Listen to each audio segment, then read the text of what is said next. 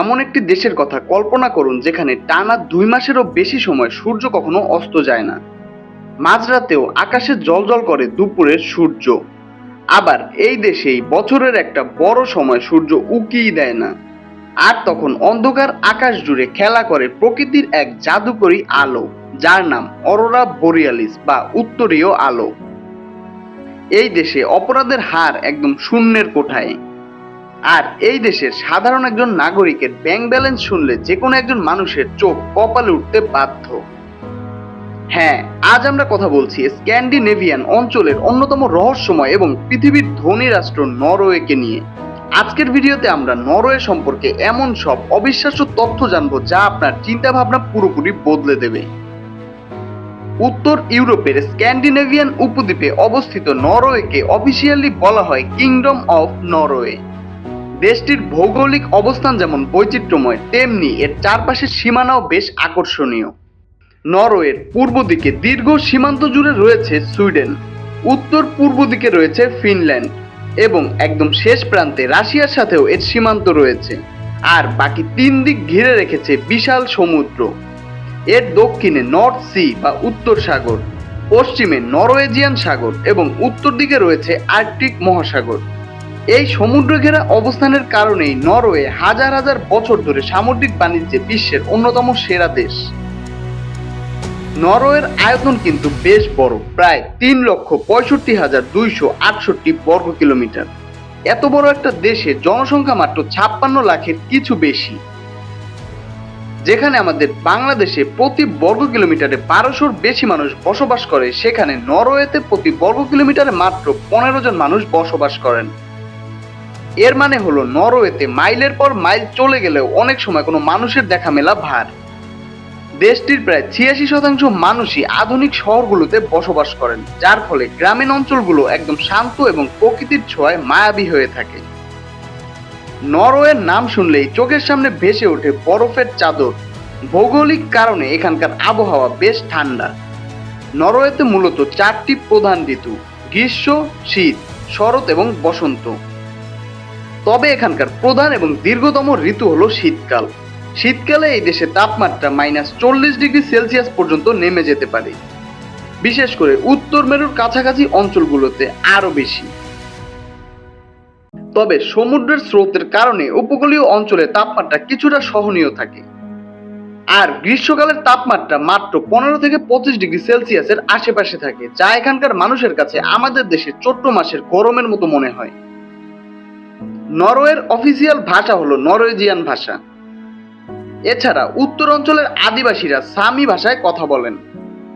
তবে একটা দারুণ ব্যাপার হলো নরওয়ের প্রায় 95% মানুষ চমৎকারভাবে ইংরেজি বলতে পারে।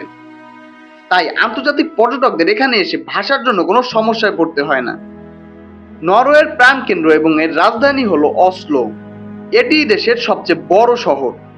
অসলো শহরের আয়তন প্রায় 454 বর্গ কিলোমিটার। পাহাড় এবং সমুদ্রের কোল ঘেঁষে গড়ে ওঠা এই শহরটিকে পৃথিবীর অন্যতম সবুজ এবং পরিবেশ বান্ধব রাজধানী বলা হয়। অসলোর পর নরওয়ের অন্যতম বড় এবং ঐতিহাসিক শহরগুলোর মধ্যে রয়েছে বেগেন, ট্রন্ডহেইম এবং স্ট্যাভেঞ্জার। এই শহরগুলো তাদের রঙিন কাঠের বাড়ি এবং শান্ত পরিবেশের জন্য বিশ্বজুড়ে বিখ্যাত। নরওয়ে ইউরোপের দেশ হলেও তারা কিন্তু ইউরোপীয় ইউনিয়নের সদস্য নয় এবং তাদের মুদ্রা ইউরো নয়। নরওয়ের নিজস্ব মুদ্রার নাম হচ্ছে নরওয়েজিয়ান ক্রোন, যাকে সংক্ষেপে NOK বলা হয়। আন্তর্জাতিক বাজারে 1 মার্কিন ডলারের বিপরীতে 10.5 থেকে 11 নরওয়েজিয়ান ক্রোন পাওয়া যায়। আর আমাদের বাংলাদেশি টাকার সাথে তুলনা করলে 1 নরওয়েজিয়ান ক্রোন সমান প্রায় 11 থেকে 12 বাংলাদেশি টাকা। টাকার এই মান থেকেই বোঝা যায় তাদের অর্থনীতি কতটা শক্তিশালী। নরওয়েকে বলা হয় পৃথিবীর অন্যতম ধনী এবং অর্থনৈতিকভাবে স্থিতিশীল দেশ। IMF এর পরিসংখ্যান অনুযায়ী নরওয়ের মোট নমিনাল জিডিপি প্রায় 600 বিলিয়ন মার্কিন ডলারের কাছাকাছি। নরওয়ের মানুষের বার্ষিক মাথাপিছু আয় 1,05,000 মার্কিন ডলারেরও বেশি। বাংলাদেশি টাকায় হিসাব করলে যা বছরে 1,25,00,000 টাকারও বেশি।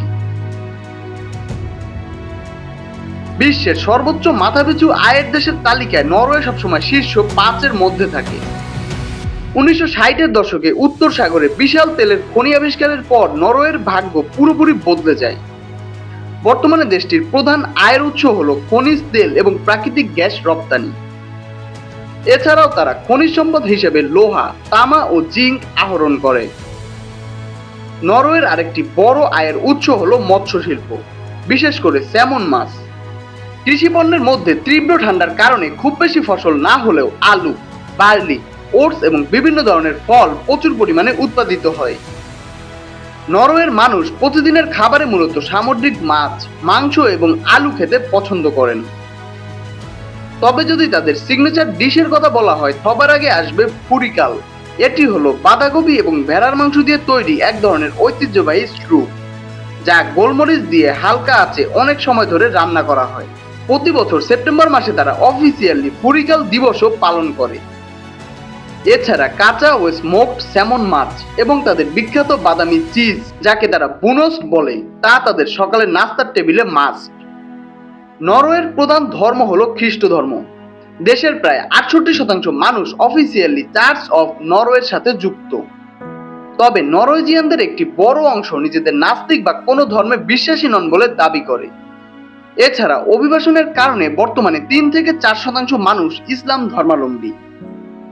নরওয়ের প্রধান উৎসব হলো ১৭ই মে তাদের জাতীয় দিবস।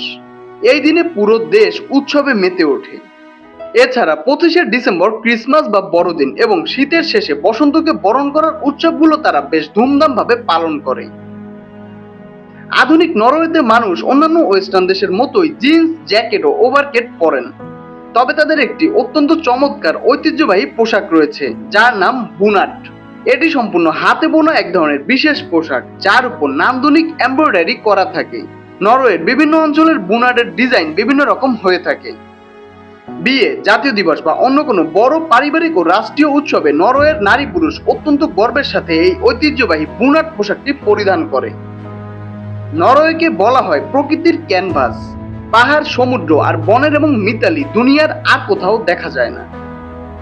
নরওয়ের প্রধান আকর্ষণ হলো ফিয়র্ড, যা হলো হিমবাহের কারণে সৃষ্ট পাহাড়ের মাঝখানে সরু সমুদ্র পথ। এখানকার বেশ কিছু ফিয়র্ড ইউনেস্কোর বিশ্ব ঐতিহ্যবাহী স্থান। এছাড়াও পর্বতারোহীদের জন্য পালপিক রক এবং ট্রলটুঙ্গা হলো পৃথিবীর অন্যতম রোমাঞ্চকর টুরিস্ট স্পট। উত্তরে লোফটেন আইসল্যান্ড বা লোফটেন দ্বীপপুঞ্জ তাদের অপার্থিব সুন্দর ল্যান্ডস্কেপ এবং মধ্যরাতে সূর্য দেখার জন্য প্রতি বছর লক্ষ লক্ষ পর্যটক নরওয়েতে ভ্রমণ করেন। যেহেতু নরওয়েতে বছরের বেশিরভাগ সময় বরফ থাকে, তাই তাদের প্রধান খেলা হলো শীতকালীন খেলা, বিশেষ করে ক্রস কান্ট্রি স্কিইং। নরওয়ের মানুষ স্কিইং বা বরফের উপর পিছলে চলার খেলায় এতটাই পারদর্শী যে উইন্টার অলিম্পিকে পৃথিবীর যে কোনো বড় দেশের চেয়ে নরওয়ের মেডেলের সংখ্যা সবচেয়ে বেশি। এছাড়াও ফুটবল নরওয়েতে বেশ জনপ্রিয়। নরওয়েতে একটি চমৎকার শাসন ব্যবস্থা রয়েছে। এটি মূলত একটি সাংবিধানিক রাজতন্ত্র এবং সংসদীয় গণতন্ত্রের মিশ্রণ। এর মানে হলো দেশে একজন রাজা আছেন, যিনি হলেন রাষ্ট্রের প্রধান। বর্তমানে নরওয়ের রাজা হলেন পঞ্চম হ্যারাল্ড। তবে রাজার ক্ষমতা হলো মূলত আনুষ্ঠানিক। দেশ পরিচালনা এবং সমস্ত রাজনৈতিক সিদ্ধান্তের প্রধান হলেন প্রধানমন্ত্রী, যিনি সংসদের সংখ্যাগরিষ্ঠ ভোটে নির্বাচিত হন।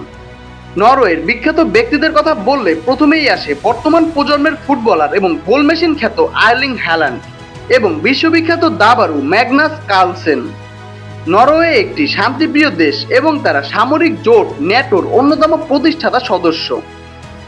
দেশের জনসংখ্যা কম হয় তাদের সামরিক বাহিনী খুব বেশি বড় নয়, সক্রিয় সেনা মাত্র ২৩,০০০। গ্লোবাল ফায়ার পাওয়ার ইন্ডেক্স অনুযায়ী সামরিক শক্তিতে বিশ্বজুড়ে নরওয়ের অবস্থান ৪০ থেকে ৪৫তমের আশেপাশে থাকে। তবে তাদের নৌবাহিনী এবং কোস্টগার্ড অত্যন্ত আধুনিক এবং অত্যাধুনিক প্রযুক্তিতে সজ্জিত, যা উত্তর সাগরের সীমানা পাহারা দিতে সক্ষম। ওয়ার্ল্ড হ্যাপিনেস রিপোর্ট অনুযায়ী নরওয়ে পৃথিবীর অন্যতম শীর্ষ সুখী দেশ। এই তালিকায় তাদের অবস্থান ৭ম স্থানে রয়েছে। চমৎকার স্বাস্থ্যসেবা, ফ্রি শিক্ষা, কর্মসংস্থানের নিরাপত্তা এবং একে অপরের প্রতি গভীর বিশ্বাসের কারণে এখানকার মানুষ মানসিকভাবে দুশ্চিন্তা মুক্ত এক দারুণ জীবনযাপন করে।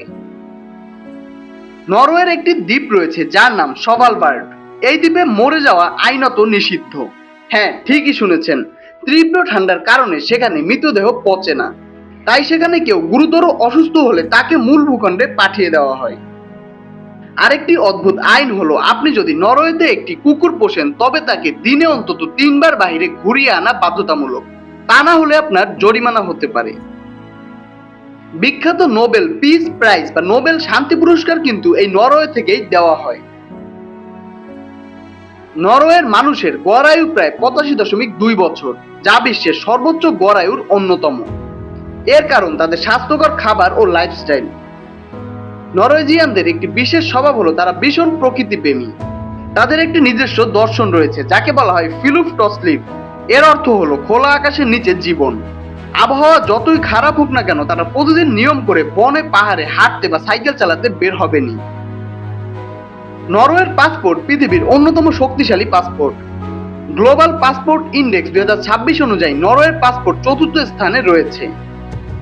এই পাসপোর্টের অধিকারী ব্যক্তিরা পৃথিবীর প্রায় 191টি দেশে কোনো পূর্ব ভিসা ছাড়াই বা অন অ্যারাইভাল ভিসায় ভ্রমণ করতে পারেন।